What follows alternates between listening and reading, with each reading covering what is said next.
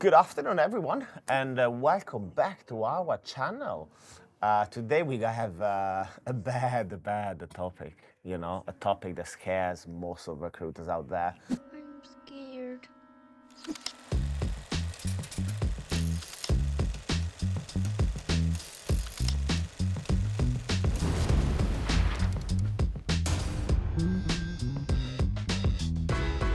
Which is KPIs. Yeah, we're going to talk about KPIs, the pros, the cons. Are there any cons? Yeah, big time. Okay. Big time. Yeah, Big time. The pros, big time, the cons. And, I think it's one of the most hotly discussed topics in recruitment. So let's get into it. So, we're a huge fan of KPIs, of course, and the way we run the business is definitely pushing high activity, So I think it's very important to, first of all, measure KPIs, because if you don't measure your performance, you don't know, how good you are, really, Certainly, when you start to manage a large business like ours, the numbers don't lie. So you pretty much know based on the activity that you generate. So the three main KPIs would be number one, the number of candidates registered every week. Number two, number of CVs sent. And number three, the number of interviews that you arrange with your client and your candidates. Those are really important metrics, and again, you can pretty much predict how much money you're gonna make on a weekly basis based on that kind of activity. It's surprisingly accurate. Yeah, it really is. Yeah, it's an interesting one, right? A very common thing that you'll hear recruiters say is that, hey, I'm quality focused. Oh man, I hate those guys. I'm a sniper. I'm a sniper, yeah, there is that as well. By the way, we care about quality, of course. I think the most important thing for us is revenue, and KPIs are the roadmap to get to the revenue. And with any sales job, if you increase the quantity, the result will also increase. And of course, there comes a point, the quality starts to drop. Yeah. But I think where a lot of people make the mistake is they think that they can send 2 or 3 CVs and make as much money as if they send 5 or 6 or 7 or 8. Yeah. And actually, probably until you get to 15, your quality's not going to suffer. Yeah, I agree.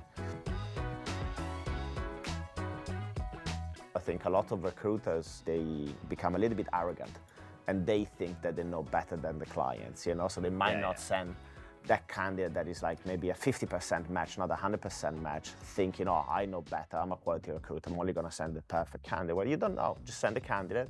If the candidate is reasonable, if the candidate is not 100% a match with what your client wants, explain the client why you thought that candidate was good. If a candidate is definitely not a match, of course you don't send them, for sure. By having a really too quality-driven approach, you kind of forget also that this is a people business. And sometimes there's chemistry between a match that you never realized and a decision maker. Yep. Maybe they went to the same university, they've got the same hobbies, they're just you don't see it on paper. Yeah. I remember many times when, I've got 4 good candidates who are great matches, and I've got the other one that's like a 50% match. And I'm thinking, should I send this guy? And of course, okay, I'll send him. And in my mind, they're like, okay, number 1, number 2, number 3, number 4, number 5.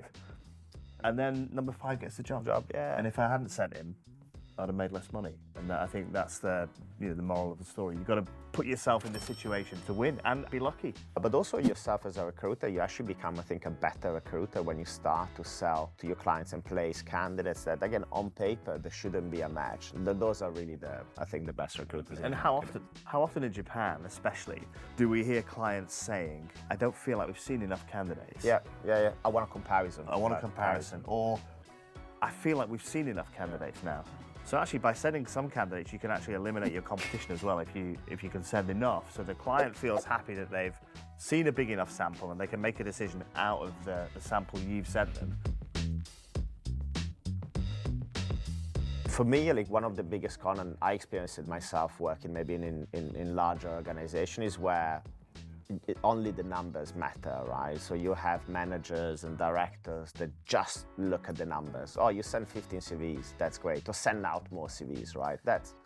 It doesn't really cut it. There has to be just pushing KPIs for the sake of pushing KPIs. I think it doesn't really work. We rather have let's say 10 legit CVs and 10 good CVs than 15 CVs and the other 5 you send them out just for the sake of sending, just to hit your KPIs, right? KPIs, I think for us, are a really useful management tool, especially the ratios, right? For example, if you're a consultant that needs to send 50 CVs to get one interview, that's going to tell us something, right? Is your matching bad, right? Are you matching the wrong people?